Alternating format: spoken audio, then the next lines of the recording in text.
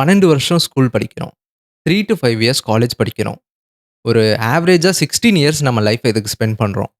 ஆனா, ஒரு டாக்ஸ் எப்படி கட்டணும்னு நம்மளுக்கு தெரியல. ஒரு லோன் எப்படி வொர்க் ஆகுதுன்னு நம்மளுக்கு தெரியல. ஒரு சேலரி எப்படி நெகோஷியேட் பண்ணணும்னு நம்மளுக்கு தெரியல. நம்மளோட ரைட்ஸ் என்னன்னே நம்மளுக்கு தெரியல. ஆனா, எக்ஸாம் எழுதி மார்க் மட்டும் வாங்கிட்டோம். நம்ம லைஃப்‌க்கு ரெடி இல்லன்னு எப்போ உங்களுக்கு தெரிஞ்சது? இது நம்மளோட தப்பு கிடையாது. இத டிசைன் பண்ணியிருக்காங்க. எஜுகேஷன் நம்மள ஸ்மார்ட் பண்றதுக்கு நம்ம நெனச்சுட்டு இருக்கோம். ஆனா உண்மையாவே எஜுகேஷன் நம்மள யூஸ்ஃபுல்லா மாத்துறதுக்காக. யாருக்கு யூஸ்ஃபுல்லான்றது தான் கேள்வியே.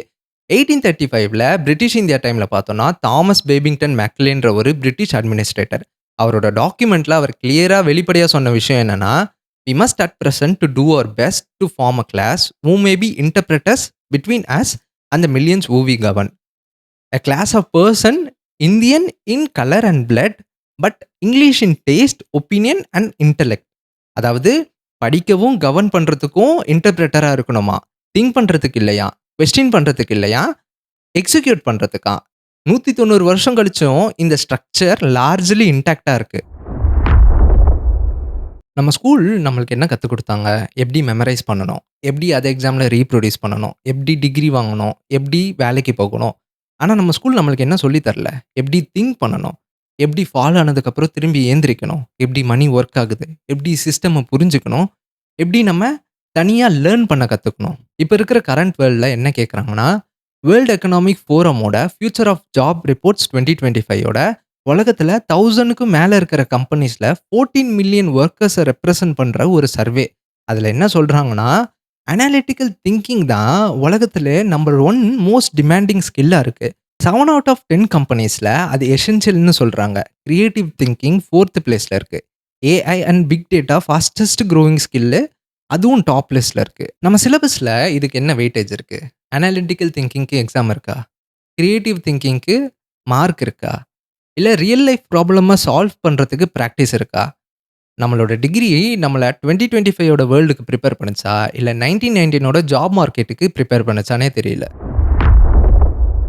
இந்தியால ஒரு ஒரு வருஷமும் 1.5 மில்லியன் இன்ஜினியரிங் கிராஜுவேட்ஸ நம்ம புரொடியூஸ் பண்றோம். உலகத்திலேயே ரொம்ப அதிகம். ஆனா இந்த நம்பர பார்த்தோம்னா, இந்தியன் ஸ்கில்ஸ் ரிப்போர்ட் 2025 ஓட சர்வே என்ன சொல்லுதுன்னா, 71.5% BE, BTech graduates job ready skills possess பண்றாங்க ஸ்டாண்டர்டைஸ்ட் டெஸ்ட் மூலியமா. 71% பேப்பர்ல எம்ப்ளாயபிள்.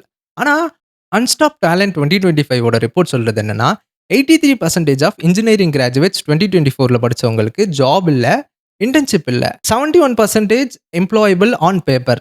83% unemployment in reality. இந்த நடுவுல இருக்கிற கேப் யாரோட ஃபெயிலியர்ன்னு சொல்றாங்க தெரியுமா? ஸ்டூடண்ட்டோட ஃபெயிலியர்ன்னு சொல்றாங்க.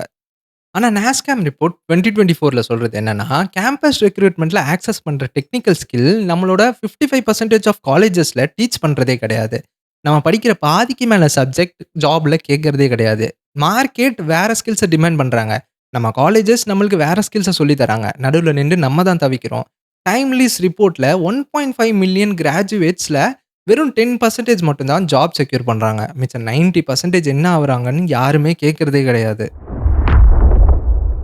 இந்த சிஸ்டமோட ஒரு கிளவரான பார்ட் என்ன தெரியுமா? ஃபெயிலியர தூக்கி உங்க மேல போட்டுருவாங்க. அவனுக்கு இன்னும் ஜாப் கிடைக்கலையா? அவன் இன்னும் ஸ்மார்ட்டா இல்ல. அவனுக்கு சேலரி கம்மியா இருக்கா? அவன் சரியான ஸ்கில்ஸ டெவலப் பண்ணல. அவன் இன்னும் ஸ்ட்ரகிள் பண்ணிட்டே இருக்கானா? அவன் சரியான ஃபீல்ட சூஸ் பண்ணல. சிஸ்டம யாருமே குவெஸ்டின் பண்ண மாட்டாங்க. இப்ப யோசிச்சு பாருங்க. ஒரு ஸ்டூடண்ட் அவனோட 4 இயர்ஸ இன்வெஸ்ட் பண்றான். அவங்களோட family 5 to 10 lakhs fees pay பண்றாங்க. அவன் கிராஜுவேட் ஆனதுக்கப்புறம் அவன் இந்த மார்க்கெட்டுக்கு இன்னும் ரெடி ஆவலன்னு சொல்றாங்க. அவன ரெடி பண்றது யாரோட ரெஸ்பான்சிபிலிட்டி?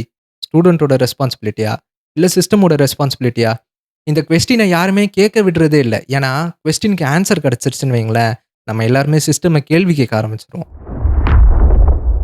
இத தப்பா புரிஞ்சுக்காதீங்க. சிஸ்டம் ராங்கா இருக்குன்னு சொல்றது, உங்கள ஹெல்ப்லெஸ்ஸா மேக் பண்றது கிடையாது. இதுல 2 ட்ரூத் இருக்கு. ஃபர்ஸ்ட் ட்ரூத் என்னன்னா, இந்த சிஸ்டம் உங்கள ராங் டைரக்ஷன்ல ட்ரெயின் பண்ணியிருக்கு. அது உங்க தப்பு கிடையாது. செகண்ட் ட்ரூத் என்னன்னா, இப்ப எல்லாமே தெரிஞ்சுக்கிட்டோம். நெக்ஸ்ட் நம்ம என்ன பண்ண போறோம்? ஏன்னா, டிகிரின்றது ஒரு சீலிங் பாயிண்ட் கிடையாது. டிகிரின்றது ஒரு starting point. Financial literacy, critical thinking, real world skills எல்லாம் நம்மளுக்கு யாரும் டீச் பண்ண மாட்டாங்க. அத நம்ம தான் லேர்ன் பண்ணிக்கணும். அதுக்கான ரிசோர்ஸஸ் இப்ப ஃப்ரீயா அவைலபிளா இருக்கு. YouTubeல இருக்கு, பாட்காஸ்ட்ல இருக்கு, புக்ஸ்ல இருக்கு. அத நம்மளே லேர்ன் பண்ணிக்கலாம் இப்போ. சிஸ்டம் நம்மளுக்கு குடுக்காதத, நம்ம நம்மளுக்கே குடுத்துக்கலாம். ஏன்னா, இந்த கேப்ப பிரிட்ஜ் பண்றவன் சர்வைவ் பண்ணுவான். இங்க கேப் இருக்குன்னே தெரியாதவன், சிஸ்டமோட வெறும் அவுட்புட்டா மட்டும் தான் இருப்பான். நம்ம ஸ்கூல்ஸ் நம்மள திங்கரா இருக்க தயார் பண்ணல. நம்மள வொர்க்கரா இருக்க தயார் பண்ணியிருக்காங்க. வொர்க்கர் சிஸ்டம்க்குள்ள ஃபிட் ஆகுறவனா, இல்ல திங்கர் சிஸ்டம புரிஞ்சுக்கிறவனா? யாரா இருக்க நீங்க விரும்புறீங்க? The unsaid because some truths are too important to stay silent.